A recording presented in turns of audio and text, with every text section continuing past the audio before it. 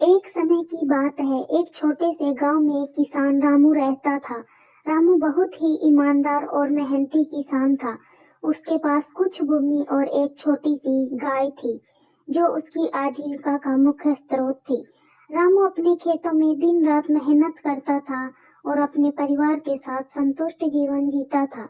हालांकि उसकी भूमि बहुत बड़ी नहीं थी, लेकिन वह जो कुछ भी करता था पूरी मेहनत और लगन से करता था। रामू की एक आदत थी कि वह हर सुबह जल्दी उठकर खेतों में काम शुरू कर देता था।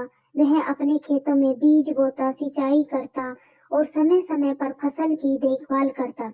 उसकी गाय भी बहुत अधिक दूध देती थी, जिससे उसे थोड़ा बहुत अतिरिक्त आय मिल जाती थी। उसकी पत्नी गीता भी घर के कामकाज में उसकी मदद करती थी। उनके दो जो छोटे बच्चे थे, जो स्कूल जाते थे और अच्छे से पढ़ाई करते थे।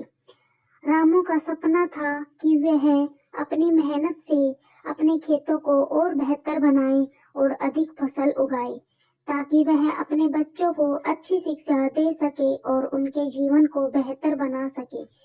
वह हर साल अपनी फसल की गुणवत्ता और उत्पादन बढ़ाने के लिए नई नई तकनीकें अपनाता था। गांव में एक कृषि विशेषज्ञ आए थे, जिन्होंने किसानों को नई तकनीकें और बेहतर बीज के बारे में बताया। रामू ने भी उनका अनुसरण किया और उसकी फसल में सुधार हुआ। धीरे धीरे उसकी मेहनत रंग लाई और बेहतर पैदावार मिलने लगी। एक दिन गांव में बहुत बड़ा सूखा आ गया। कई किसानों की फसलें नष्ट हो गई। रामू की फसल भी प्रभावित हुई, लेकिन उसने हार नहीं मानी।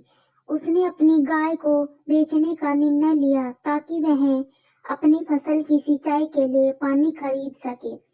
गीता ने भी उसका साथ दिया और उनकी मेहनत रंग लाई।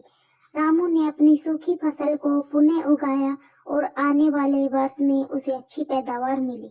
रामू की ईमानदारी और मेहनत ने उसे गांव में सम्मान दिलवाया।